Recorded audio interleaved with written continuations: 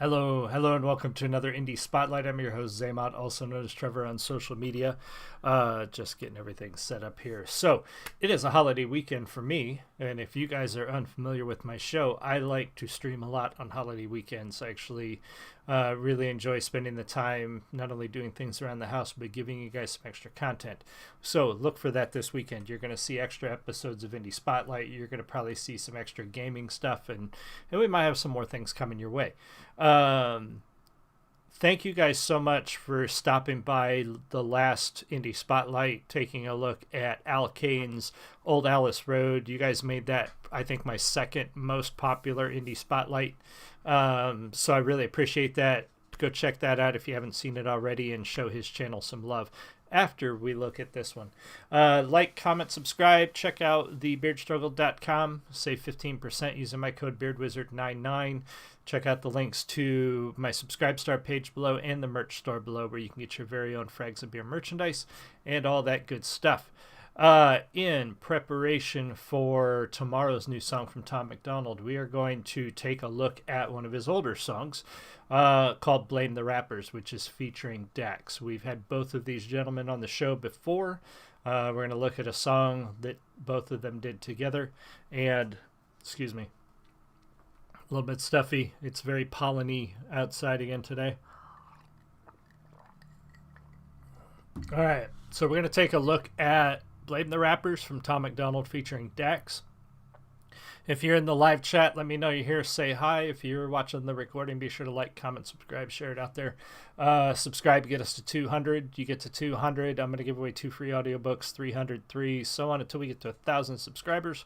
And then I'm going to give away 10 free audiobooks. So get us to 1,000, but let's get to 200 first. We're almost there. 156. I need 44 more, y'all, to click that red button and let people know. And I've seen way more than 44 of you watching the channel, so click that subscribe button. I really appreciate it. We're going to take a look at this, and we'll see what's up with this song, Blame the Rappers. Hey, how you doing, Carol? Welcome back. I saw you in the last stream. How are you today? All right. Yeah, I'm a rapper, but I'm losing my respect for the genre. How many songs about Xanax and alcohol are we dropping? How many kids we gonna kill for we admit it's a problem? Probably stop if it was one of our sons or one of our daughters. We know our demographic is primarily youth. We glorify breaking the law to children in school. Kids copy what we see and imitate what we do. They'll go to jail for doing the things you thought them was cool. We put women in our videos exploiting their bodies, while little girls around the world grab their phone and they watch it. They need a realistic role model, not just a Barbie. They see strippers and escorts, but no lawyers or doctors. Hey, hip-hop, what the hell happened? It was power. All right. By the way, I'm doing well, Carol. Thank you very much. Yeah, so there's a fine line. Like he's talking about the problems of the imagery and things that are presented to children and young women and girls when it comes to rap and what we see in the music industry in general. But specifically, he's talking to rappers here, and there's a fine line. A lot of people like to say that video games or movies or fiction affects reality and it causes people to do bad things, or it changes people. And I don't think that's entirely true, because and there's not any evidence to support that. There's actually a lot of evidence against that. But I think what he's talked about here is people that are presenting a lifestyle. This is not like every rational person can tell a difference between reality in a movie or reality in a book or a video game. But when somebody we look up to, a sports star, athletes, musicians, present a lifestyle, they're basically saying this is how I live. And if you want to live the way I live, you have to do what I do. So it does create a culture of emulation, children emulating these people they look up to because they want to be like them. They want to live like them. So they believe that to do that, they have to emulate different people that they're looking up to. So it's an entirely different ballgame from the people who say fiction causes or video games or whatever. It does affect people when they look at commercials with beautiful people, or they look at advertising. And that doesn't mean I think that stuff should be banned or go away or whatever. But I think people need to accept the reality of what they're doing, and parents need to accept the reality of that world, and they have to teach their kids. They have to talk to their kids. And I think that's a big thing there. Like, nobody's saying these things need to go away, but we really need more people teaching kids how to view this stuff and how to look at this stuff. So going on long-winded about that one, but yeah, that was on my mind when I listened to this. What the hell happened? It was power to the people, and we like that stuff. These days you're promoting that it's fun to be an addict, so I'm asking, how could y'all write that, bruh? You can blame the rappers when you blow up, but your favorite songs are about doing drugs. So what happens after these kids grow up? And who's to blame for who they've become? They made it look so cool to shoot those guns and hate the cops and to get too drunk. You can't blame the rappers when you show up and love the songs that make you dumb. You can't blame the Making music is a privilege and a choice, and if you ever get to be successful, you must understand the people that you influence. I swear by what you say, and that the melodies you sing make wings, build dreams, and fill voids. We got medication straight through voice. Some give life, and some destroy. And even though this money seems nice, it can't come, so we must take that as a hint that there's other things in life we should enjoy. We move mountains, we cross states, we play roles in presidential debates. So don't you try and tell me making music is for fun, and you don't care about the things that our music helped make. Man, I know I'm not perfect, but I'll change. I'm the outcome of this world and my pain, and this music is pills, and I promise this dose that you take won't make you say You can blame. Dax is exactly right. Oh, thank you. Yeah, I'm pretty fond of that picture. I've got the matching one in my office at work, and then the Metallica silk art back there. But I appreciate that. Thank you. Dax is exactly right. People have found solace in music. They have found they've been saved by music. People, there's story after story about people who were dealing with depression or fighting suicide or were abused or were in horrible relationships, and they found solace in music. And when artists forget how powerful that is, they get irresponsible sometimes with the other side of that coin, and how that imagery can affect people and cause them to emulate them and stuff like that. So he's right. You got to, I'm not saying you can't sing what you sing and do what you do, but you have to recognize the power of what you're doing, and you have to recognize the influence it does have on other people, for sure.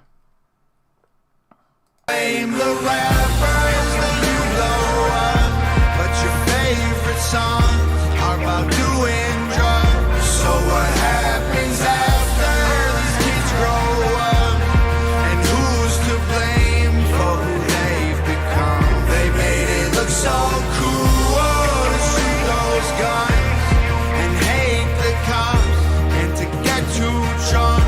You can't blame the rappers when you show up and love the song that make you dumb. You can't blame the rappers. Yeah, I'm a rapper, but I swear that I'm embarrassed. Half of these artists can't even talk, they just mumble the lyrics. And the teenagers listen while they rebel from their parents, while the rappers tell them pop a pill, buy Gucci and wear it. They say screw the police, break the rules, smoke weed, buy some shoes you don't need, rep the hood in your street. All these rappers holding guns and now the kids want some. Mess around and kill a homie, you can't clean that blood. We encourage being stupid with our music, and we're normalizing poor moral standards while we do it.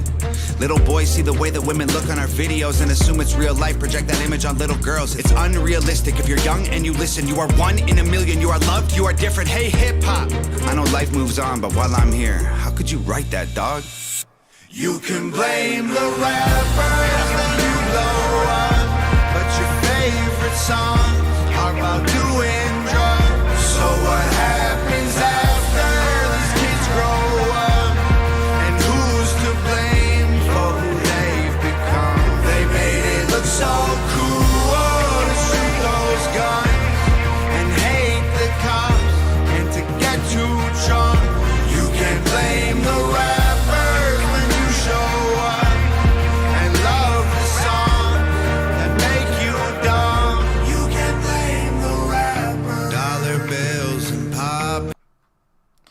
I'm glad to hear that, Carol. I'm glad that you have found something in your life or something that you can relate to that helps you get through whatever struggles you get through. That's such an important thing. It's such a powerful thing that music can do for us. So I'm so happy that you have that in your life. That changed their life, and I'm so glad to hear that. I really am. That's why I stopped it. I didn't have anything to say about the song. I didn't want to let that go. Pills like party songs. It's not cool in real life. Cheap thrills and going till the morning comes. See what that feels like. You can blame the rappers that you blow up, but your favorite songs are about doing drugs. So what happens after these kids grow up? And who's to blame for who they've become? They made it look so cool to shoot those guns and hate the cops and to get too drunk. You can blame the rappers when you show up and love the songs that make you dumb. You can blame the rappers. Another fantastic video by Nova, music by Tom MacDonald and featuring Dax. Really, really like that song. The chorus is not quite, it's not my favorite song when it comes to the chorus, but the message is pretty powerful. Really important, and it's tough because it's one of those things that if you talk about it, you know, if I were to talk about how rap music might affect young people in inner city, some people would call me racist for saying that. But I think there's a legitimate concern to that. And I think there are people in the communities that it affects who should be talking about that and who should really be looking at, not to do anything like, again, I'm not saying that anybody needs to be doing anything about the music. It's music. We have freedom of speech, one of the most beautiful things that we have in this country. But I think we need to educate parents and put parents responsible for talking to their kids and letting them know that this isn't reality. Seeing how some of these rappers do live the way they portray. They do live in giant houses and, drink alcohol all the time, have loads of money and drive really fancy cars and fly in helicopters and all the things that they portray in their videos. A lot of them do, but there needs to be a realistic expectation taught to kids that, hey, that lifestyle is not because of those things that they do. They can live that lifestyle because they got popular, and people who don't have that kind of money spent that kind of money on them. I think that's something that's missing in the connection between fans and artists, is people seem to forget that the only reason that they're that popular is because we're spending the money to buy the things that they're putting out there, which makes them rich. And when somebody's putting out a message that's damaging to your community, you're paying them for it. And sometimes artists are getting money from people who don't have a lot of money. That's all they have, is they spend what little bit they do have on an album or concert tickets. And it's another song that Tom talks about, which we'll probably look at relatively soon. But yeah, they I don't want to say prey on that, but that's their target demographic. And then they turn around and they advertise a lifestyle that's damaging and dangerous to the same people who are giving them all their money and made them rich and put them where they are. So yeah, it's an important message. Great song from Tom. Thank you, Carol, for joining me for the live stream. I so appreciate it, and I'm glad you're here. Stay, keep staying.